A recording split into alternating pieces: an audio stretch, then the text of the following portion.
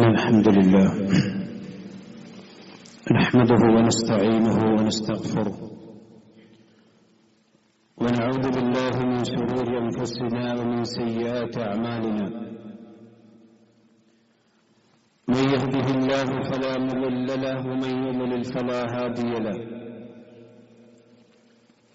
وأشهد أن لا إله إلا الله وحده لا شريك له وأشهد أن محمدا عبده ورسوله اللهم صل على محمد وعلى آل محمد كما صليت على إبراهيم وعلى آل إبراهيم إنك حميد مجيد اللهم بارك على محمد وعلى آل محمد كما باركت على إبراهيم وعلى آل إبراهيم إنك حميد مجيد أما بعد فإن أصدق الحديث كتاب الله وخير الهدي هدي محمد صلى الله عليه وسلم وشر الأمور محدثاتها وكل محدثة بدعة وكل بدعة ضلالة وكل ضلالة في النار يا أيها الذين آمنوا اتقوا الله حق تقاته ولا تموتن إلا وأنتم مسلمون يا أيها الناس اتقوا ربكم الذي خلقكم من نفس واحدة وخلق منها زوجها وبث منهما رجالا كثيرا ونساء واتقوا الله الذي تساءلون به والأرحام إن الله كان عليكم رقيبا يا أيها الذين آمنوا اتقوا الله وقولوا قولا سديدا يصلح لكم أعمالكم ويغفر لكم ذنوبكم ومن يطع الله ورسوله فقد فاز فوزا عظيما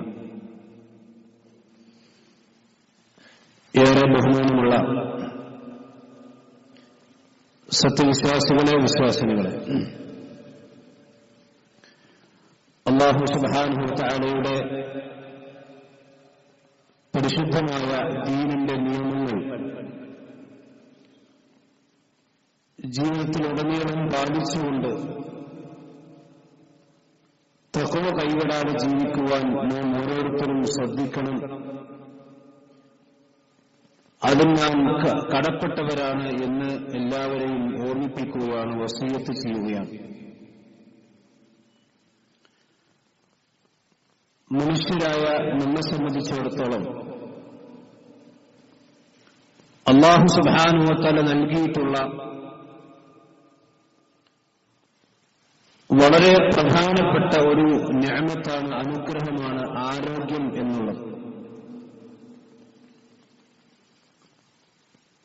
അത് നഷ്ടപ്പെടുമ്പോഴാണ്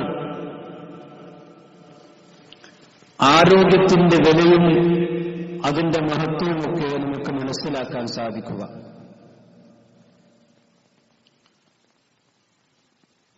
രോഗങ്ങൾ എന്നുള്ളത് മനുഷ്യരെ സംബന്ധിച്ചിടത്തോളം വലിയ പ്രയാസങ്ങളും ബുദ്ധിമുട്ടുകളും ഉണ്ടാക്കുന്ന ഒന്നാണ് എന്നതിൽ ആർക്കും സംശയമില്ല. മനുഷ്യനും മൃഗങ്ങൾക്കും ജീവജാലങ്ങൾക്കുമെല്ലാം രോഗമുണ്ടാകുന്നു. അതെല്ലാം ഈ ഭൂമിയിൽ അല്ലാഹു സംവിധാനിച്ച സംവിധാനത്തിന്റെ ഭാഗമായിട്ട് നടന്നുകൊണ്ടിരിക്കുന്ന കാര്യങ്ങളാണ്. രോഗമുണ്ടാക്കുന്നവനും രോഗം ശിഫിയാക്കുന്നവനും അല്ലാഹു സുബ്ഹാനഹു വ തആലയാണ് എന്നതാണ് ഇസ്ലാമിന്റെ കാഴ്ചപ്പാട്. സൂറത്ത് ശുഅറയിൽ കാണാം, വൈദാ മരിൽതു ഫഹുവ യശ്ഫീൻ. ഞാൻ രോഗിയായാൽ അല്ലാഹു സുബ്ഹാനഹു വ തആലയാണ് എനിക്ക് ശമനം നൽകുന്നവൻ. രോഗികളെ സന്ദർശിക്കുമ്പോൾ നമ്മൾ പ്രാർത്ഥിക്കുന്ന പ്രാർത്ഥനയിൽ കാണാം, അല്ലാഹുമ്മ അൻത ശാഫി ലാ ശിഫാഅ ഇല്ലാ ശിഫാഉക. അല്ലാഹുവേ, നീയാണ് രോഗം ശമനമാക്കുന്നവൻ, നിന്റെ ശമനമല്ലാത്ത മറ്റൊരു ശമനമില്ല. ഇത് ഇസ്ലാമിന്റെ വളരെ വ്യക്തമായ ഒരു കാഴ്ചപ്പാടാണ്. അഥവാ മനുഷ്യനെ പരീക്ഷിക്കുവാൻ വേണ്ടി അല്ലാഹു സുബ്ഹാനഹു വ തആല രോഗം കൊടുക്കുന്നു. ആ രോഗത്തിലൂടെ വിശ്വാസികളായ ആളുകൾക്ക് ലഭിക്കുന്നത് വലിയ നന്മയാണ് എന്ന പാഠം കൂടി ഇസ്ലാം നൽകുന്നുണ്ട്. വിശ്വാസികളെ സംബന്ധിച്ചിടത്തോളം നബി സല്ലല്ലാഹു അലൈഹി വസല്ലം പറഞ്ഞു, അജബൻ ലിഅംറിൽ മുഅ്മിൻ, ഒരു മുഅ്മിനിന്റെ കാര്യം മഹാ അത്ഭുതകരം തന്നെയാണ്. കാരണം അവന്റെ ജീവിതത്തിൽ അവന് സംഭവിക്കുന്ന ഏതൊരു കാര്യവും അവന് നന്മയായിരിക്കും. ഒരു പ്രയാസം വന്നാൽ അവൻ ക്ഷമിക്കും, അത് അവന് നന്മയാണ്. അതുപോലെ ഒരു നിഅമത്ത് അവന് ലഭിച്ചാൽ അതിൽ അവൻ ശുക്ർ ചെയ്യും, അതും അവന് നന്മയാണ്. ഒരു വിശ്വാസിയുടെ ജീവിതത്തിൽ വരുന്ന ചെറിയൊരു പ്രയാസം പോലും, അത് രോഗമാണെങ്കിലും രോഗമല്ലെങ്കിലും, വലിയ പ്രതിഫലവും വലിയ ഓഫറുകളുമാണ് നബി സല്ലല്ലാഹു അലൈഹി വസല്ലമ നൽകിയിട്ടുള്ളതാണ് ഇസ്ലാമിന്റെ കാഴ്ചപ്പാട്. പ്രവാചകൻ പറഞ്ഞു, മാ യുസീബുൽ മുസ്ലിം മിൻ നസബിൻ വലാ വസബിൻ വലാ ഹമ്മിൻ വലാ ഹുസ്നിൻ വലാ അദാ വലാ ഗമ്മിൻ ഹത്താ ശൗകത യുശാഖുഹാ ഇല്ലാ കഫറല്ലാഹു ബിഹാ മിൻ ഖതായാഹു. ഒരു വിശ്വാസിക്ക് ബാധിക്കുന്ന നസബ്, ക്ഷീണം, ഒരു ക്ഷീണം തോന്നണം. അതുപോലെ തന്നെ ശാരീരികമായ അവശതകൾ, ചെറിയ രോഗത്തിൽ ലക്ഷണങ്ങൾ കാണുന്നു. വലാ ഹമ്മിൻ, മാനസികമായ പ്രയാസങ്ങൾ, വലാ ഹുസ്നിൻ, ദുഃഖങ്ങൾ, വലാ അവന്റെ ശരീരത്തിലും ജീവിതത്തിലുമൊക്കെ ബാധിക്കുന്നവന് പ്രയാസങ്ങളും മനക്ലേശങ്ങളുമൊക്കെ. ഹത്ത ശൗകത യുശാഖുഹാ, ഒരു മനുഷ്യന്റെ കാലിൽ തറക്കുന്ന ചെറിയ മുള്ളുവരെ. ഇല്ലാ കഫറല്ലാഹു ബിഹാ മിൻ ഖതായാഹു, ഒരു മനുഷ്യന്റെ തിന്മകളിൽ നിന്ന് ആ മനുഷ്യന് ബാധിച്ച മുസീബത്തിന്റെ ഫലമായി അല്ലാഹു സുബ്ഹാനഹു വ തആല നീക്കിക്കൊടുക്കുന്നതാണ്. ഒരാൾക്ക് പനി ബാധിച്ചു, ക്ഷീണം ബാധിച്ചു, ഒരു രോഗം ബാധിച്ചു. പ്രവാചകൻ പറയുന്നു, കമാ തഹത്തു ശജറത്തു വറഖഹാ, ഒരു മരം അതിന്റെ ഇല പൊഴിക്കുന്നത് പോലെ രോഗം മനുഷ്യന്മാരുടെ, വിശ്വാസികളുടെ പാപങ്ങളെ കൊടിച്ചുകൊണ്ടിരിക്കുന്നു എന്ന് റസൂലുള്ളാഹി സ്വല്ലല്ലാഹു അലൈഹി വസല്ലം പഠിപ്പിക്കുകയാണ്. ഒരിക്കൽ നബി സല്ലല്ലാഹു അലൈഹി വസല്ലം ഉമ്മുൽ അല എന്ന് പറയുന്ന സഹാബി വനിതയെ രോഗിയായി കിടക്കുന്ന സന്ദർഭത്തിൽ സന്ദർശിക്കാൻ ചെന്നു. പ്രവാചകൻ പറഞ്ഞു, അബ്ശിരിയ ഉമ്മുൽ അല, അല്ലയോ ഉമ്മുൽ അല, താങ്കൾ സന്തോഷിച്ചുകൊണ്ട് നിങ്ങൾ സന്തോഷിക്കുക. ഫഇന്ന മറദൽ മുസ്ലിം, ഒരു മുസ്ലിമിന്റെ രോഗമെന്ന് പറഞ്ഞാൽ യുദ്ഹിബുല്ലാഹു ബിഹി ഖതായാഹു, അതുമൂലം അല്ലാഹു സുബ്ഹാനഹു വ തആല അവന്റെ തിന്മകളെ മായ്ച്ചു കളയുന്നു, പോക്കിക്കളയുന്നു. കമാ തദ്ഹബുൻ നാറു ഖബസൽ ദഹബി വൽ ഫിദ്ദ, ഇരുമ്പ്, പിന്നെ സ്വർണവും വെള്ളിയും ഒക്കെ കുടിച്ചെടുക്കുമ്പോൾ അതിലുണ്ടാകുന്ന മാലിന്യങ്ങൾ അത് പഴുപ്പിച്ച് ചുട്ടെടുത്തെടുത്താൽ ഏതുപോലെ ശുദ്ധിയാകുന്നുവോ അതുപോലെ വിശ്വാസികൾക്ക് രോഗം അവരെ ശുദ്ധീകരിക്കുന്നു എന്ന് നബി സല്ലല്ലാഹു അലൈഹി വസല്ലം പഠിപ്പിക്കുകയാണ്. അപ്പൊ രോഗം ഒരു മനുഷ്യനെ സംബന്ധിച്ചിടത്തോളം പ്രയാസകരമാണെങ്കിലും വിശ്വാസികൾ ആ പ്രയാസത്തെ തങ്ങൾക്ക് അനുകൂലമാക്കി മാറ്റിയെടുക്കുന്നു എന്നുള്ളതാണ് നബി സല്ലല്ലാഹു അലൈഹി വസല്ലം പഠിപ്പിച്ചിട്ടുള്ളത്. മാത്രമല്ല, രാവിലെയും വൈകുന്നേരവും ഈ ആഫിയത്തിന് വേണ്ടി തേടുവാൻ വേണ്ടി പ്രവാചകൻ പ്രത്യേകമായി കൊണ്ട് ശ്രദ്ധിക്കാറുണ്ട്. കാരണം സഹോദരന്മാരെ, ആഫിയത്ത് എന്ന് പറഞ്ഞാൽ അതൊരു വലിയ നിഅമത്താണ്. നമുക്ക് മാനസികവും ശാരീരികവുമായ പ്രയാസങ്ങൾ ഉണ്ടാകുമ്പോൾ ഒരു മനുഷ്യനെ സംബന്ധിച്ചിടത്തോളം അയാൾക്ക് പിന്നെ ഒന്നിനും കഴിയില്ല, ഇബാദത്തെടുക്കാൻ പോലും കഴിയാത്ത അവസ്ഥ ഉണ്ടാകും. അതുകൊണ്ടാണ് നബി സല്ലല്ലാഹു അലൈഹി വസല്ലമ എല്ലാ പ്രഭാതത്തിലും പ്രദോഷത്തിലും പ്രാർത്ഥിക്കാറുണ്ട്, അല്ലാഹുമ്മ ഇന്നി അസ്അലുക്കൽ അഫ്വ വൽ ആഫിയ, അല്ലാഹുവേ നീ എന്റെ പാപങ്ങൾ പുറത്തു തരണം, എനിക്ക് നീ ആഫിയത്ത് തരണം. ആഫിയത്ത് എന്ന് പറഞ്ഞാൽ ഇബാദത്തുകൾ ചെയ്യാനും കർമ്മങ്ങൾ ചെയ്യാനും ഒക്കെയുള്ള ആരോഗ്യം. അതെവിടെ തരണം? ഫീ ദീനി വ ദുനിയായ വ അഹ്ലി വ മാലി, എന്റെ ദീനിന് ആഫിയത്ത് തരണം. ദീൻ തെറ്റിപ്പോകാൻ പാടില്ല. ശുഭത്തിലൂടെ ആളുകളിൽ നിന്ന് വ്യതിയാനത്തിലേക്ക് പോകാൻ പാടില്ല. എന്റെ ദുനിയാവിൽ എനിക്ക് ആഫിയത്ത് തരണം, എന്റെ കുടുംബത്തിലും എന്റെ സമ്പത്തിലുമൊക്കെ നീ ആഫിയത്ത് തരണം എന്ന് നബി സല്ലല്ലാഹു അലൈഹി വസല്ലം തുടങ്ങിയ പ്രാർത്ഥന രാവിലെയും വൈകുന്നേരം പ്രാർത്ഥിക്കണം. അല്ലാഹുമ്മ ഇന്നി അസ്അലുക്കൽ അഫ്വ വൽ ആഫിയ. പ്രവാചകൻ സല്ലല്ലാഹു ആഫിയ, നിങ്ങൾ അല്ലാഹുവിനോട് ആഫിയത്തിന് ചോദിച്ചുകൊണ്ടേയിരിക്കണം. നിങ്ങൾ ആലോചിച്ച് നോക്കൂ, നിന്ന നിൽപ്പിൽ ഒരു വേദന ഒന്ന് ശരീരം കൊഴിഞ്ഞു പോയാൽ കഴിഞ്ഞില്ല മനുഷ്യന്റെ അവസ്ഥ. ഒരു അപകടം പറ്റി നട്ടലിന് ക്ഷതം വന്നാൽ അല്ലാഹു കാത്തുരക്ഷിക്കട്ടെ, മനുഷ്യന്റെ കഥ കഴിഞ്ഞു. എഴുന്നേറ്റ് നിൽക്കാൻ പോലും കഴിയാതെ, പിന്നെ ജീവിതകാലം മുഴുവനും ഒരു കിടക്കയിൽ തന്റെ ജീവിതം കഴിച്ചുകൂട്ടേണ്ട അവസ്ഥയുണ്ടാകും. ആഫിയത്ത് വലിയ നിഅമത്താണ്. അത് ഇല്ലാതെയാകുമ്പോഴാണ് പലപ്പോഴും അല്ലാഹു സുബ്ഹാനഹു വ തആല പരീക്ഷണാർത്ഥം രോഗങ്ങൾ കൊടുക്കുന്നു. ഇസ്ലാമിനെ സംബന്ധിച്ചിടത്തോളം ഒരു മനുഷ്യൻ രോഗിയായി കഴിഞ്ഞാൽ 2 നിലപാടുകൾ ഇസ്ലാം കൃത്യമായി കൊണ്ട് പഠിപ്പിച്ചിട്ടുണ്ട്. രോഗിയായ മനുഷ്യനെ സംബന്ധിച്ചിടത്തോളം അയാൾ രോഗത്തെ ചികിത്സിക്കണം. ഇത് ഇസ്ലാം വളരെ കൃത്യമായി കൊണ്ട് പഠിപ്പിച്ച കാര്യമാണ്.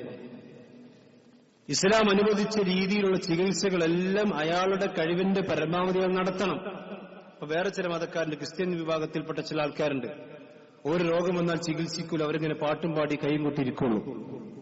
അങ്ങനത്തെ ഏർപ്പാട് ഇസ്ലാമിലില്ല. അതിന് കുറച്ചു കഴിഞ്ഞാൽ മാറിക്കോളും വിചാരിച്ച് ഒരു രോഗത്തെ ചികിത്സിക്കാതിരിക്കുന്ന അവസ്ഥ ഇസ്ലാമിലില്ല. അല്ലാഹു സുബ്ഹാനഹു വ തആല പറഞ്ഞു, വലാ തുൽഖൂ ബിഐദീകും ഇല തഹ്ലുക, നിങ്ങൾ നിങ്ങളുടെ നഫ്സുകളെ, നിങ്ങളുടെ കരങ്ങളെ നിങ്ങൾ ഒരിക്കലും നാശത്തിലേക്ക് കൊണ്ടുപോയിടാൻ പാടില്ല. വലാ തഖ്തുലൂ അൻഫുസകും ഇന്നല്ലാഹ കാന ബികും റഹീമ, നിങ്ങൾ സ്വന്തം നഫ്സിനെ അപായപ്പെടുത്താൻ പാടില്ല. സ്വന്തം ശരീരത്തെ നിങ്ങൾ കൊലക്ക് കൊടുക്കാൻ പാടില്ല. അല്ലാഹു സുബ്ഹാനഹു വ തആല തന്റെ അടിമകളോട് നിങ്ങളോട് ഏറ്റവും അധികം കാരുണ്യമുള്ളവനാണെന്ന് സൂറത്തുൽ നിസായിൽ അല്ലാഹു പഠിപ്പിക്കാൻ. അതുകൊണ്ട് രോഗം വന്നാൽ ചികിത്സിക്കണം. ഇത് ഇസ്ലാം വളരെ കൃത്യമായി പഠിപ്പിച്ച കാര്യമാണ്. ഇന്നിപ്പോ രോഗത്തിന്റെ പേരിൽ എന്തൊക്കെ തട്ടിപ്പുകളും വട്ടിപ്പുകളുമാണ് സമൂഹത്തിൽ നടന്നുകൊണ്ടിരിക്കുന്നത്. നബി സല്ലല്ലാഹു അലൈഹി വസല്ലമയുടെ കാലഘട്ടത്തിൽ രോഗമുണ്ട്, അതിനു മുമ്പ് രോഗമുണ്ട്. വൈദാ മരിൽതു ഫഹുവ യശ്ഫീനി, ഇബ്രാഹിം നബി അലൈഹി സ്വലാത്തു വസ്സലാം പറഞ്ഞതാണ്, എനിക്ക് രോഗം വന്നാൽ ഇബ്രാഹിം അല്ലാഹുവാണ് ശിഫ നൽകുന്നത്. അയ്യൂബ് നബി അലൈഹി സ്വലാത്തു വസ്സലാം രോഗം നമുക്കറിയാലോ. നബി സല്ലല്ലാഹു അലൈഹി വസല്ലം ഉമ്മത്തിനോട് പറഞ്ഞു, തദാവൂ യാ ഇബാദല്ലാഹ്, അള്ളാഹുവിന്റെ അടിമകളെ നിങ്ങൾ ചികിത്സ നടത്തണം. ഫഇന്നല്ലാഹ ലം യദഅ ദാഅൻ ഇല്ലാ വദഅ ലഹു ദവാ, അള്ളാഹു ഭൂമിയിൽ രോഗമിറക്കിയിട്ടുണ്ടെങ്കിൽ ആ രോഗത്തിന് ശമനവും അള്ളാഹു ഭൂമിയിൽ വെച്ചിട്ടുണ്ട്. മരുന്നില്ലാത്ത രോഗം അള്ളാഹു സുബ്ഹാനഹു വ തആല ഇറക്കിയിട്ടില്ല. എല്ലാ രോഗത്തിനും മരുന്നുണ്ട്. പക്ഷെ എല്ലാ രോഗത്തിനും എല്ലാ സമയത്തും മനുഷ്യന്മാരത് കണ്ടെത്തണമെന്നില്ല. അലിമഹു മൻ അലിമഹു വജഹിലഹു മൻ ജഹിലഹു, ആ രോഗത്തിന്റെ മരുന്ന് അറിഞ്ഞവൻ അറിഞ്ഞു, അറിയാത്തവൻ അറിഞ്ഞില്ല. ഒരു രോഗത്തിന് മരുന്ന് കുറെ കഴിഞ്ഞിട്ടായിരിക്കും പിന്നീട് കണ്ടെത്തുന്നത്.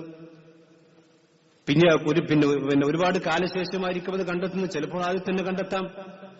ഇന്നല്ലാഹ ലം യുൻസിൽ ദാഅൻ ഇല്ലാ ഖലഖലഹു ദവാ, അല്ലാഹു സുബ്ഹാനഹു വ തആല ഒരു ശമനം സൃഷ്ടിച്ചിട്ടില്ലാത്ത ഒരു രോഗവും അല്ലാഹു നിങ്ങൾക്ക് നൽകിയിട്ടില്ല.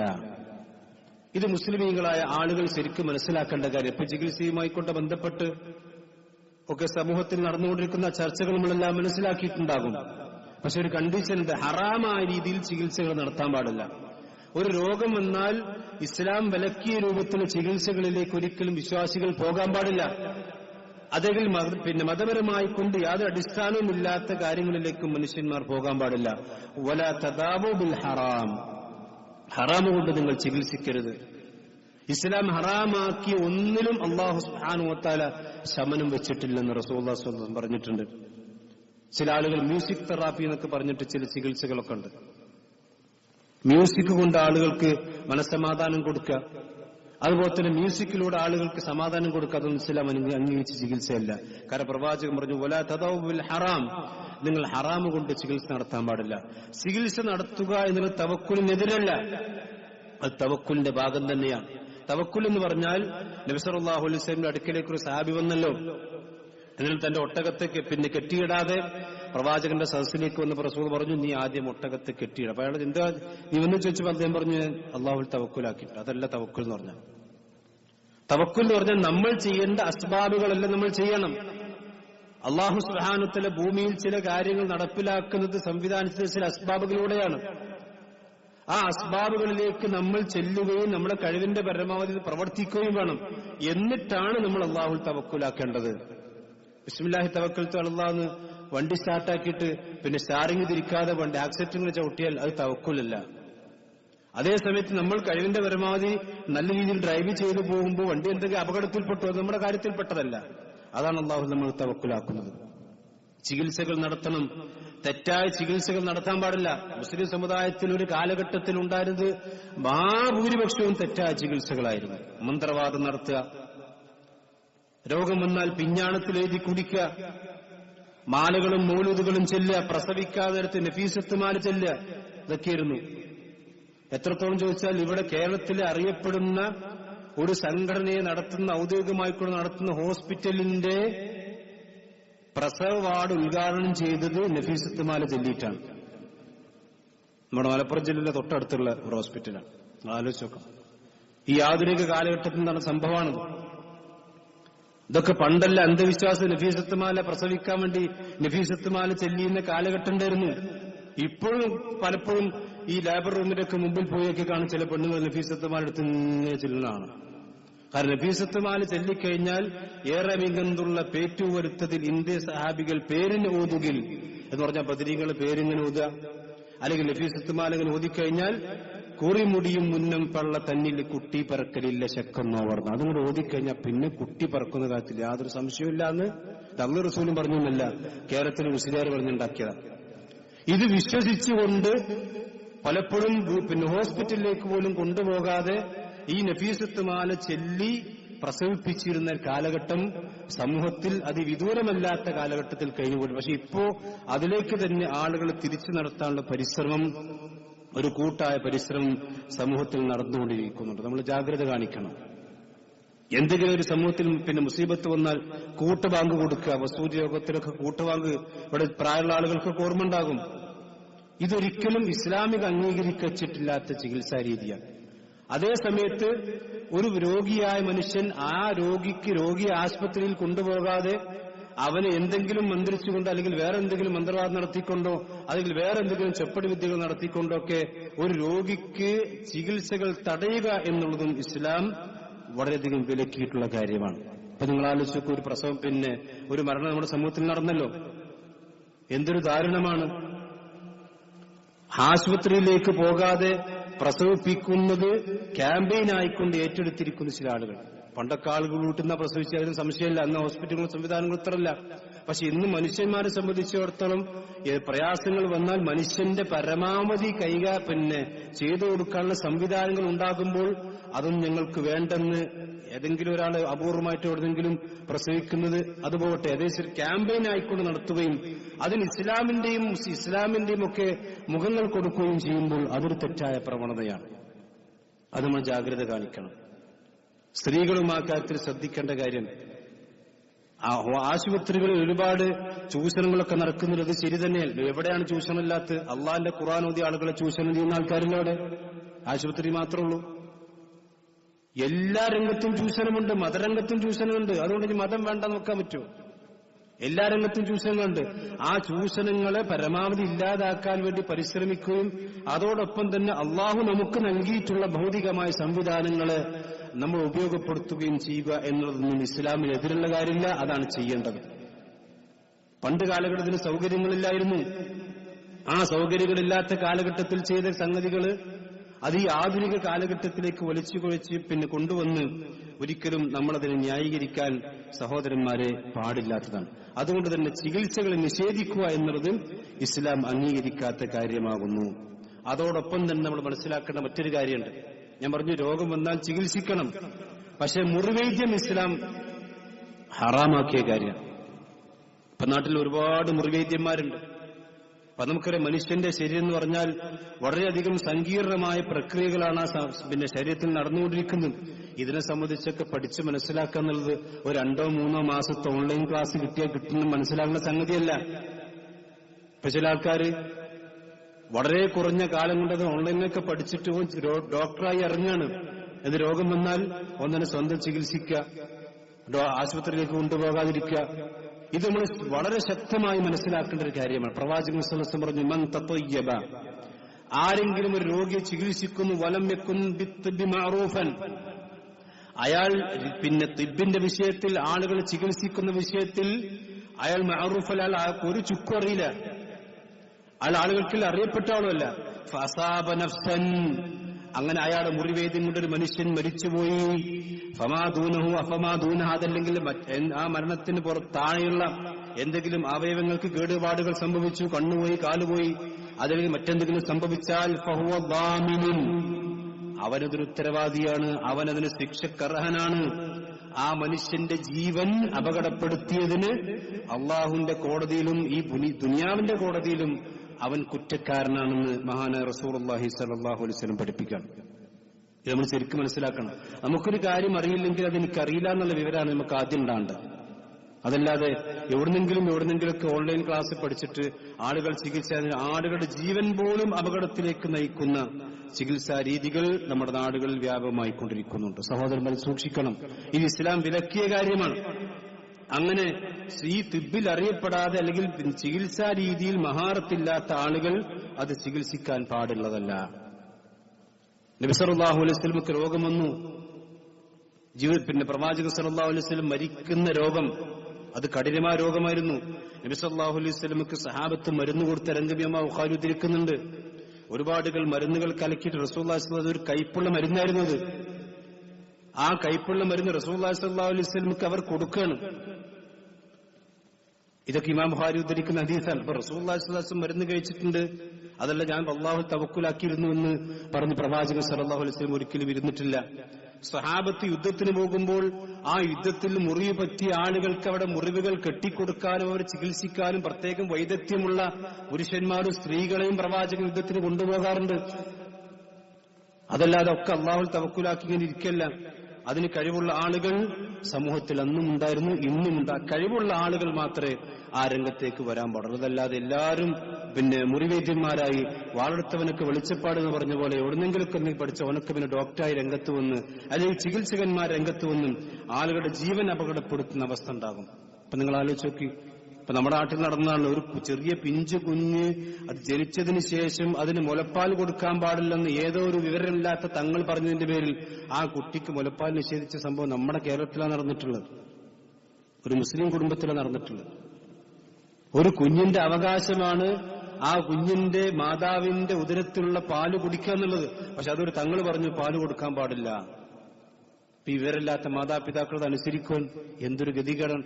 അതുപോലെ തന്നെ അടുത്ത കുളത്തൂരിൽ ഒരാൾ മരിച്ചു കഴിഞ്ഞിട്ട് അയാളുടെ മയ്യത്ത് പോലും മറമാടാതെ ചീഞ്ഞു നാറുന്ന അവസ്ഥ ഉണ്ടായില്ലേ? കാരണം ഏതോ ഒരു തങ്ങളോ അല്ലെങ്കിൽ വേറോ പറഞ്ഞോളും അയാളെ മറമാടേണ്ട, കുറച്ച് അയാൾ മയ്യത്ത് നീറ്റി വരുന്നു. ഇങ്ങനെയുള്ള അന്ധവിശ്വാസങ്ങൾ. മമ്പറത്തെ സംബന്ധിച്ചിടത്തോളം അവിടെ പോയാൽ പാമ്പ് കടിച്ചാൽ അവിടുത്തെ വെള്ളം കുടിച്ചാൽ വെള്ളം കുടിച്ചാൽ മതി, പാമ്പ് കടിയുടെ വിഷമിറങ്ങുമെന്ന് വിശ്വസിക്കുന്ന ആൾക്കാർ ഇപ്പോഴും ഉണ്ട് നമ്മുടെ നാട്ടില്. ഇല്ലേ? നിങ്ങൾ ആലോചിച്ചു, ഇതൊക്കെ ഇസ്ലാമിൽ എന്ത്, ഇത് മാത്രമല്ല ശാസ്ത്രീയമായിക്കൊണ്ട് തന്നെയും എന്ത് കാര്യങ്ങൾ അതിൽക്കള് ഭ്രാന്തുണ്ടായാൽ ആശുപത്രിക്ക് കൊണ്ടുപോയി പകരം ഏറുവാടിക്ക് കൊണ്ടുപോകുന്ന ആൾക്കാർ ഇപ്പോഴും ഇല്ലേ? എന്നിട്ട് അവിടെ മരത്തിലും അതുപോലെ തന്നെ തൂണിലൊക്കെ കെട്ടിയിട്ട് മാസങ്ങളോളം ആഴ്ചകളോളൊക്കെ ആ പുരുഷന്മാരെയും സ്ത്രീകളെയും കെട്ടിയിട്ടാൽ അവിടെ ഏറുവാടി കൊണ്ട് കെട്ടിയിട്ടാൽ രോഗം മാറും, മാനസിക രോഗം മാറും. ഉള്ള മാനസികം കൂടി കൂടല്ലാതെ നിങ്ങൾ ആലോചിച്ച് നോക്കണം. ഇതൊക്കെ മുസ്ലിം സമുദായത്തിൽ ഇന്നും നടന്നുകൊണ്ടിരിക്കുന്ന അനാചാരങ്ങളും അന്ധവിശ്വാസങ്ങളുമാണ്. ഇതിനെതിരെയെല്ലാം മുജാഹിദ് പ്രസ്ഥാനം, മുജാഹിദുകൾ ഒരുപാട് കാലം വേവ് പറഞ്ഞും ആളുകളെ ഇത് രൂപത്തിൽ ഖുത്ബയിലൂടെ ഉത്ബോധിപ്പിച്ചു. അതിലെ ആളുകൾ ഉത്ബുദ്ധരായി വരുമ്പോഴാണ് പിന്നീട് വീണ്ടും ആ പഴയതിലേക്ക് തന്നെ ആളുകളെ തിരിച്ചു കൊണ്ടുപോകാനും ആ മാലയിലേക്കും അതുപോലെ തന്നെ ആ പഴയ കാലത്തേക്കും ജാഹിലിയ കാലഘട്ടത്തിലേക്കുമൊക്കെ ആളുകളെ തിരിച്ചു കൊണ്ടുപോകാനുള്ള പരിശ്രമങ്ങൾ. അതോടൊപ്പം തന്നെ പ്രവാചകൻ സല്ലല്ലാഹു അലൈഹി വസല്ലം ഏത് രോഗിയുണ്ടെങ്കിലും രോഗമില്ലെങ്കിലും ഒരു മനുഷ്യന് പ്രവാചകൻ പഠിപ്പിച്ച ചില ശമനങ്ങളുണ്ട്, ശിഫകളുണ്ട്. അതിൽപ്പെട്ടതാണ് സംസം, അതുപെട്ടതാണ് അജുവാക്കാരൊക്കെ. അതുപോലെ തന്നെ പ്രവാചകൻ സല്ലല്ലാഹു അലൈഹി വസല്ലം പറഞ്ഞു ഈ ഹിജാമകള്, ഇതൊക്കെ പ്രവാചകൻ പഠിപ്പിച്ചിട്ടുണ്ട്. പക്ഷെ എന്ത് രോഗം വന്നാലും ഒരു മരുന്ന് കൊടുക്കാതെ സംസം വെള്ളം കുടിച്ചാൽ മതി എന്ന് പ്രവാചകൻ പഠിപ്പിച്ചില്ല. ഞാൻ നേരത്തെ പറഞ്ഞു റസൂലുള്ളാഹി സ്വല്ലല്ലാഹു അലൈഹി വസല്ലമ സംസം റസൂലുള്ളാഹിന്റെ അടുക്കൽ ഉണ്ടായിരിക്കെ തന്നെയാണ് റസൂൽ മരുന്ന് കുടിച്ചത്. ഇവിടെ നമ്മൾ മനസ്സിലാക്കണം, ശിഫ ഇസ്ലാം പഠിപ്പിച്ച ശിഫയുണ്ട്, ഇസ്ലാം പഠിപ്പിച്ച ദവയുണ്ട്. ദവ എന്ന് പറഞ്ഞാൽ ഒരു രോഗത്തിന് നമ്മൾ കുടിക്കുന്ന മരുന്നാണ് ദവ എന്ന് പറഞ്ഞത്. ആ ദവ നമ്മൾ കണ്ടെത്തി കുടിക്കണം. അതേ സമയത്ത് രോഗമുണ്ടെങ്കിലും രോഗമില്ലെങ്കിലും ശിഫയായിക്കൊണ്ട് നമുക്ക് ചെയ്യാവുന്ന ചില കാര്യങ്ങളുണ്ട്. ഇപ്പൊ ഖുർആൻ ശിഫയാണെന്ന് അല്ലാഹു സുബ്ഹാനഹു വ തആല പറഞ്ഞു. അതിനർത്ഥം ഒരാൾക്ക് പനി വന്നാൽ അല്ലെങ്കിൽ വയറിന് അസുഖം വന്നാൽ അല്ലെങ്കിൽ അയാൾക്ക് വേറെ എന്തെങ്കിലും അസുഖം വന്നാൽ അയാൾക്ക് ഇങ്ങനെ ഖുർആൻ ഓതി കൊടുത്താൽ മാത്രം മതി അയാൾ ഹോസ്പിറ്റലിൽ കൊണ്ടുവരണമെന്നല്ല. അതേസമയത്ത് രോഗമുള്ളവനും രോഗമില്ലാത്തവനും ഒരുപോലെ ഔഷധമാണ് വിശുദ്ധ ഖുർആൻ. അതുകൊണ്ട് ഉറങ്ങാൻ കിടക്കുമ്പോഴും അതുപോലെ തന്നെ അത്തരം രോഗിയായി കിടക്കുമ്പോഴൊക്കെ ഖുർആൻ ഓതിക്കൊണ്ട് മന്ത്രിക്കാമെന്ന് റസൂലുള്ളാഹി സ്വല്ലല്ലാഹു അലൈഹി വസല്ലം പഠിപ്പിച്ചു. ഖുൽഹുവല്ലാഹു റബ്ബ് ഫലഖുന്നാസും ഫാത്തിഹയൊക്കെ ഓതിയിട്ട് രോഗിയുടെ ശരീരത്തിൽ ഓതിക്കൊടുക്കാം. അതൊക്കെ ഇസ്ലാം അനുവദിച്ചതാണ്. അതിനർത്ഥം വേറെ മരുന്ന് കൊടുക്കേണ്ടല്ല. ഖുർആനും സംസമും ഒക്കെ ശിഫയാണ്.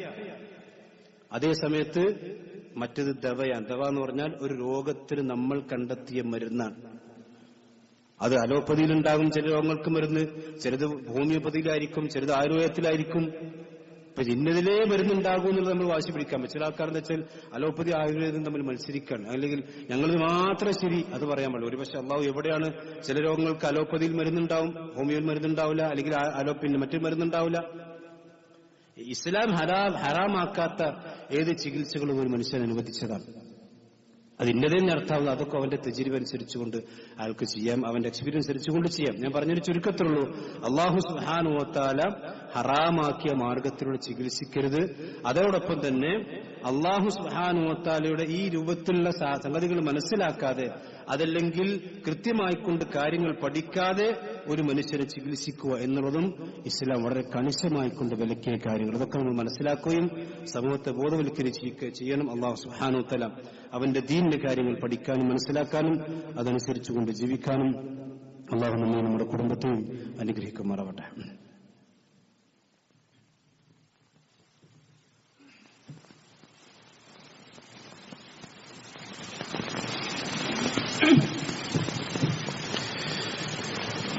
الحمد لله والصلاة والسلام على رسول الله وعلى آله وصحبه أجمعين أما بعد. ഒരിക്കൽ കൂടി അല്ലാഹു സുബ്ഹാനഹു വ തആലയെ സൂക്ഷിച്ചുകൊണ്ട് ജീവിക്കണം എല്ലാവരെയും ഓർമ്മപ്പെടുത്തുകയാണ്. നമ്മുടെ നാട്, അതിന്റെ ഭരണകൂടം മുസ്ലിം സമൂഹത്തെ തിരഞ്ഞുപിടിച്ച് വേട്ടയാടിക്കൊണ്ടിരിക്കുന്ന തിരക്കിലാണ്, നമുക്കെല്ലാവർക്കും അറിയാം. ഓരോ ബില്ലുകൾ പാസാക്കുകയും ഓരോ നിയമങ്ങൾ, കരിനിയമങ്ങൾ കൊണ്ടുവന്ന് ഇസ്ലാമിക സമൂഹത്തെ പ്രകോപിപ്പിക്കുകയും അവരെ ദുർബലപ്പെടുത്താൻ വേണ്ടി പരിശ്രമിക്കുകയും ചെയ്യുന്നതിന്റെ ഭാഗമായിട്ടാണ് വഖഫുമായി കൊണ്ട് ബന്ധപ്പെട്ട ബില്ല് പാസാക്കിയത്. നമ്മൾ അതിനെല്ലാം അറിഞ്ഞ് ബോധവാന്മാരാണ്. ഇസ്ലാമിനെ സംബന്ധിച്ചിടത്തോളം വളരെ പവിത്രമായൊരു പുണ്യകർമ്മമാണ് വഖഫ് എന്നുള്ളത്. അഥവാ ഒരാൾ അള്ളാഹുവിന്റെ പ്രീതി കാംക്ഷിച്ചുകൊണ്ട്, പ്രതീക്ഷിച്ചുകൊണ്ട് എന്തെങ്കിലും സ്ഥലമോ വസ്തുക്കളൊക്കെ അള്ളാഹുവിന്റെ മാർഗത്തിലേക്ക് ദാനം ചെയ്യുക, അതാണ് വഖഫ് എന്ന് പറഞ്ഞാൽ. അയാളെ സംബന്ധിച്ചിടത്തോളം താൻ എന്തൊരു ലക്ഷ്യത്തിന് വേണ്ടിയാണോ ആ വസ്തു വഖഫായി നൽകിയത്, അത് ആ ലക്ഷ്യത്തിന് വേണ്ടി എല്ലാം നിർവഹിക്കപ്പെടുന്നത്, അല്ലെങ്കിൽ ആ ലക്ഷ്യം അവിടെ പൂർത്തീകരിക്കപ്പെടുന്നില്ല എന്ന് കണ്ടാൽ ആ വാഖിഫിന് ആ സ്വത്ത് തിരിച്ചെടുക്കാനുള്ള സ്വാതന്ത്ര്യവും ഇസ്ലാം നൽകിയിട്ടുണ്ട്. നമ്മുടെ നാട്ടിലും അതുപോലെ തന്നെ കേരളത്തിലുമൊക്കെ വഖഫ് സ്വത്തുമായി കൊണ്ട് ബന്ധപ്പെട്ട ചർച്ചകളുണ്ട്.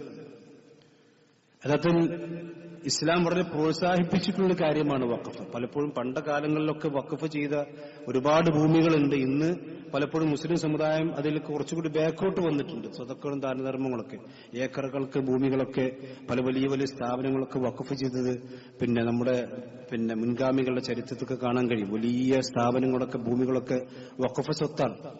അതുപോലെ തന്നെ പള്ളികളും മദ്രസകളൊക്കെ. പക്ഷെ ഇവിടെ നമ്മൾ മനസ്സിലാക്കേണ്ടത്, ഈ ബില്ല് പാസ്സായി കഴിഞ്ഞു, ഇനി എന്താണ് ഇതിന് ചെയ്യുക? മുസ്ലിം സമുദായത്തെ സംബന്ധിച്ചിടത്തോളം രണ്ട് മാർഗങ്ങളുണ്ട്. ഒന്ന് നിയമപരമായിക്കൊണ്ടതിനെ നേരിടാവുന്നതാണ്, കോടതിയിൽ ചോദ്യം ചെയ്യാം. രണ്ടാമത് സമാധാനപരമായിക്കൊണ്ടുള്ള സമരമുറ മാർഗത്തിലൂടെ അതിനെതിരെ പ്രതിഷേധങ്ങൾ സംഘടിപ്പിക്കാം. അത് ഇന്ത്യയിൽ വലിയ സ്വാധീനങ്ങൾ ഉണ്ടാക്കുമെന്നൊരു ചരിത്രമാണ് നമുക്കറിയാം. കർഷക ബില്ല് ഇന്ത്യ പാർലമെന്റിൽ പാസ്സായി. പക്ഷേ ഒന്നിച്ചുള്ള മുന്നേറ്റത്തിലൂടെ എവിടെയാണോ പാസ്സാക്കിയത് അവിടെ തന്നെ തിരുത്തിക്കുന്ന അവസ്ഥ ഇന്ത്യയിൽ ഉണ്ടായല്ലോ. പക്ഷെ അപ്പോൾ സമരങ്ങൾക്ക് ഇന്ത്യയിൽ വലിയ സ്വാധീനം ഉണ്ടാക്കാൻ കഴിയുമെന്ന് തർക്കമൊന്നുമില്ല. പക്ഷേ അവിടെ നമ്മൾ ശ്രദ്ധിക്കേണ്ടത് വെച്ചാൽ, പലപ്പോഴും മുസ്ലിം സമുദായത്തിൽ വൈകാരികമായിട്ട് പ്രതികരിക്കുന്ന ആളുകളുടെ പ്രതികരണങ്ങൾ പലപ്പോഴും സമുദായത്തിന് മൊത്തത്തിൽ ദോഷമുണ്ടാക്കുന്ന രീതിയിലായിത്തീരുന്നുണ്ടോ എന്ന് നമ്മൾ സംശയിക്കണം. ഈ വഖഫിന്റെ ബില്ല് ഇത് യഥാർത്ഥത്തിൽ ഇന്ത്യൻ ഭരണഘടനയുടെ തന്നെ പല അനുച്ഛേദങ്ങൾക്കും എതിരാണ്. ഇതിനെ എതിർക്കുന്നവർ മുസ്ലിമീങ്ങൾ മാത്രമല്ല, മുസ്ലിമീങ്ങളല്ലാത്ത ഒരുപാട് അമുസ്ലിമീങ്ങളായ ആളുകളും നിയമജ്ഞരും അതുപോലെ തന്നെ ഈ ഇന്ത്യ രാജ്യത്ത് സമാധാനം ഉണ്ടാകണമെന്ന് ആഗ്രഹിക്കുന്ന എല്ലാവരും ഈ ഒരു കിരാത നിയമത്തെ എതിർത്തുകൊണ്ടിരിക്കുന്നുണ്ട്. പക്ഷെ അതിനിടയിൽ മുസ്ലിം സമുദായത്തിലെ ചില ആളുകൾ ഇതൊരു മുസ്ലിം പ്രശ്നമാക്കി മാത്രം ചുരുക്കിക്കൊണ്ടുവന്ന് ആകുമ്പോൾ മുസ്ലിം സമുദായത്തിന് ഈ സമരത്തിൽ ലഭിക്കുന്ന, അല്ലെങ്കിൽ ഒരു പ്രക്ഷോഭത്തിൽ ലഭിക്കുന്ന പൊതുസമ്മിതി കുറഞ്ഞു വരികയും എന്താണോ ശത്രുക്കൾ ആഗ്രഹിക്കുന്നത് അതിന് തന്നെ നമ്മൾ വളമിട്ട് കൊടുക്കുന്ന അവസ്ഥയുണ്ടാകും. ഒന്നിച്ചുള്ള മുന്നേറ്റവും അതുപോലെ വൈകാരികതയില്ലാത്ത മുന്നേറ്റവുമാണ് വിഷയത്തിൽ വേണ്ടത്. അത് നമ്മുടെ സംഘടനയുടെ അല്ലെങ്കിൽ എന്റെ നേതാക്കന്മാരെ ഫോട്ടോ അതിൽ വരണം, അതിൽ എന്റെ പ്രസ്ഥാനത്തിന്റെ ഐഡന്റിറ്റിയാണ് അവിടെ തെളിഞ്ഞു കാണേണ്ടത്. മറ്റു പാർട്ടിയേക്കാളും കുറച്ചുകൂടി ആൾ നമ്മുടെ പാർട്ടിയിൽ ഉണ്ട് സമരത്തിൽ എന്ന് കാണിക്കലല്ല ഇതിന്റെ ലക്ഷ്യമാകുക. അങ്ങനെ ഉണ്ടെങ്കിൽ നമ്മുടെ പാർട്ടി വലുതാകുന്നല്ലാതെ നമ്മൾ ലക്ഷ്യമൊരിക്കലും നേടാൻ നമുക്ക് സാധിക്കൂല. അതുകൊണ്ട് അതിൽ ആത്മാർത്ഥമായി നമ്മൾ പ്രാർത്ഥിക്കുക. അതോടൊപ്പം തന്നെ ഇസ്ലാം അനുവദിച്ച രൂപത്തിലുള്ള ഈ കാര്യങ്ങൾ നമ്മൾ പങ്കാളികളാവുക. നമ്മുടെ വൈകാരികം ഒരിക്കലും ഒരു പ്രശ്നത്തിനും പരിഹാരമല്ല നമ്മൾ മനസ്സിലാക്കണം. കാരണം നബി സല്ലല്ലാഹു അലൈഹി വസല്ലം ജീവിച്ച കാലഘട്ടത്തിലും നമ്മുടെ സലഫുകൾ ജീവിച്ച കാലഘട്ടത്തിലൊക്കെ ഇതിനേക്കാൾ വലിയ ക്രൂരന്മാരായ ഭരണാധികാരികൾ ഉണ്ടായിരുന്നു. ഇതിനേക്കാൾ വലിയ ക്രൂരതകൾ നമ്മുടെ മുൻഗാമികൾ നേരിട്ടിട്ടുണ്ട്. ആ മുൻഗാമികളുടെയൊക്കെ ചരിത്രം മുന്നിൽ വെച്ചുകൊണ്ടായിരിക്കണം നമ്മുടെ ഓരോരുത്തരും നീക്കങ്ങൾ എന്നുകൂടി നമ്മൾ മനസ്സിലാക്കണം. വൈകാരികമായി കൊണ്ട് പ്രതികരിക്കുന്ന ഒരു രീതി ഒന്നും ഇസ്ലാമില്ല. മക്കം ഫത്ഹിൽ പ്രവാചകൻ സല്ലല്ലാഹു അലൈഹി വസല്ലമ അവിടെ കടന്നു വന്നപ്പോൾ പല സഹാബത്തും പറഞ്ഞു, അൽ യൗമു യൗമുൽ മൽഹമ, ഇനി ഇറച്ചിയും പണിയെടുക്കുന്ന ദിവസമാണ്. കാരണം അവരെ സംബന്ധിച്ചിടത്തോളം ആ വൈകാരികതയ്ക്കൊരു പശ്ചാത്തലം കൂടിയുണ്ട്. കാരണം മക്ക രാജ്യത്ത് നിന്ന് അവരെ ആട്ടി ഓടിച്ച് അവരെ ക്രൂരമായി മർദ്ദിച്ച ആളുകളാണ് ഇന്ന് പഞ്ചപുച്ഛമടക്കി മുസ്ലിമുകളുടെ മുമ്പിൽ നിൽക്കുന്നത്. അവർക്ക് എന്തുകൊണ്ടും പ്രതികാരത്തിന് അർഹതയുണ്ടായിരുന്നു അവർക്ക്. പക്ഷെ പ്രവാചകൻ പറഞ്ഞു, ഇന്ന് മൽഹമത്തിന്റെ ദിവസമല്ല, അല്യവും യൗമുൽ മർഹമ, ഇന്ന് സമാധാനത്തിന്റെ ദിവസമാണ്. ഹുദൈബിയ സന്ധി നടക്കുകയാണ്. പല സഹാബത്തും വൈകാരികമായി പ്രതികരിച്ചു. ഉമർ റളിയല്ലാഹു അൻഹു അടക്കമുള്ള ആളുകൾ വൈകാരികമായി പ്രതികരിച്ചു. പക്ഷെ പ്രവാചകൻ സല്ലല്ലാഹു അലൈഹി വസല്ലം വളരെ ശാന്തനായി നിന്നു. എന്തായിരുന്നു അതിൽ കരാറ്? മക്കയിൽ നിന്നൊരാൾ മദീനയ്ക്കൊന്ന് അയാളെ തിരിച്ചയക്കണം, പക്ഷെ മദീനയിൽ നിന്ന് മക്കത്തേക്കൊന്ന് തിരിച്ചയക്കൂല. 10 വർഷക്കാലം യുദ്ധമില്ല. പ്രവാചകൻ മദീനയിൽ നിന്ന് പ്രയാസങ്ങൾ സഹിച്ച് ഉംറ ചെയ്യാൻ വേണ്ടി വന്നിട്ട് മക്കന്റെ തൊട്ടടുത്ത് വെച്ച് ഹുദൈബിയയിൽ എത്തിയിട്ടും തിരിച്ചു പോകണമെന്ന കരാർ. സഹാബത്തിന് അംഗീകരിക്കാൻ കഴിയില്ല. പക്ഷെ പ്രവാചകൻ സല്ലല്ലാഹു അലൈഹി വസല്ലം ആ കരാറ് അള്ളാഹുവിന്റെ തീരുമാനപ്രകാരമാണ്. വൈകാരികതക്കല്ല, അള്ളാഹുവിന്റെ വഹീൻ അവർക്ക് യോതുകയാണ്.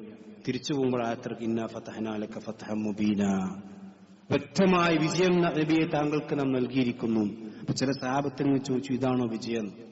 പക്ഷെ പിന്നീട് കണ്ടു മക്ക രാജ്യം മൊത്തം ഇസ്ലാമിന് കീഴൊതുങ്ങാൻ ഈ കരാറ് കാരണമായി. അപ്പൊ നമ്മള് വൈകാരികമായി പ്രതികരിച്ചയോടത്തൊക്കെ മുസ്ലിമുകൾക്ക് പരിക്കുണ്ടായിട്ടുണ്ട്. അതല്ല ബുദ്ധിപരമായും കൂട്ടായ ശൂറയോടും കൂടി എവിടെ മുസ്ലിം സമുദായം ഇടപെട്ടിട്ടുണ്ടോ അവിടെയൊക്കെ അള്ളാന്റെ സഹായം ഉണ്ടായിട്ടുണ്ട്. അതുകൊണ്ടാണ് ആ കാര്യത്തിൽ നമ്മൾ ആ രീതിയിലാണ് പ്രതികരിക്കേണ്ടത് എന്നുകൂടി സാന്ദർഭികമായിക്കൊണ്ട് എല്ലാവരെയും ഓർമ്മപ്പെടുത്തുന്നു. അള്ളാഹു സുബ്ഹാനഹു എല്ലാം സഹായിക്കുമാറാവട്ടെ. ഈ ഉമ്മത്തിലെല്ലാ പരീക്ഷണങ്ങളിലും അള്ളാഹു കാത്തുരക്ഷിക്കുമാറാവട്ടെ. ഈ വെള്ളിയാഴ്ച, കഴിഞ്ഞ വെള്ളിയാഴ്ചയിൽ നമ്മൾ ഈ പള്ളിയുടെ കലക്ഷൻ എടുക്കേണ്ടത്, പക്ഷെ റമദാന്റെ തൊട്ട് വെള്ളിയാഴ്ച തന്നെ ആയതുകൊണ്ട് നമ്മൾ ഒഴിവാക്കി ഈ വെള്ളിയാഴ്ചത്തേക്ക് നീട്ടിവെച്ചതാണ്. അതുകൊണ്ട് നമ്മുടെ ഈ പള്ളിയുമായി ബന്ധപ്പെട്ട കലക്ഷൻ ഉണ്ടായിരിക്കും. ജുമാക്ക് ശേഷം എല്ലാവരും അതിൽ കാര്യമായി കൊണ്ട് സഹകരിക്കണമെന്ന് ഓർമ്മപ്പെടുത്തുന്നു. അതോടൊപ്പം തന്നെ റമദാനിന് ശേഷമുള്ള QHLS ഇൻഷാ അല്ലാഹ് ചൊവ്വാഴ്ച തുടങ്ങും. എല്ലാവരും കഴിവിന്റെ പരമാവധി ഖുർആനും അതും ഹദീസും ഒക്കെ പഠിക്കാൻ ആ ക്ലാസ്സുകളിൽ എത്തണമെന്നുകൂടി ഓർമ്മപ്പെടുത്തുകയാണ്. അല്ലാഹു സുബ്ഹാനഹു വ തആല അവന്റെ ദീൻ അനുസരിച്ചുകൊണ്ട് ജീവിക്കുന്ന യഥാർത്ഥ മുഅ്മിനീകളിൽ അല്ലാഹു നമ്മെ നമ്മുടെ കുടുംബത്തെ ഉൾപ്പെടുത്തുമാറാവട്ടെ. എല്ലാവിധ ഫിത്നകളിൽ നിന്നും ഉപദ്രവങ്ങളിൽ നിന്നും അല്ലാഹു നമ്മെ നമ്മുടെ ഈ നാടിനെയും രക്ഷിക്കുമാറാവട്ടെ. اللهم اغفر للمؤمنين والمؤمنات والمسلمين والمسلمات. اللهم اعز الاسلام والمسلمين واذل الشرك والمشركين. ربنا تقبل منا انك انت السميع العليم وتب علينا انك انت التواب الرحيم. ربنا تقبل منا صيامنا وقيامنا يا رب العالمين. ربنا تقبل منا صيامنا وقيامنا وركوعنا يا رب العالمين. ربنا تقبل منا انك انت السميع العليم. ربنا آتنا في الدنيا حسنة وفي الآخرة حسنة وقنا عذاب النار. آمين آمين برحمتك يا أرحم الراحمين. وصلى الله على خير.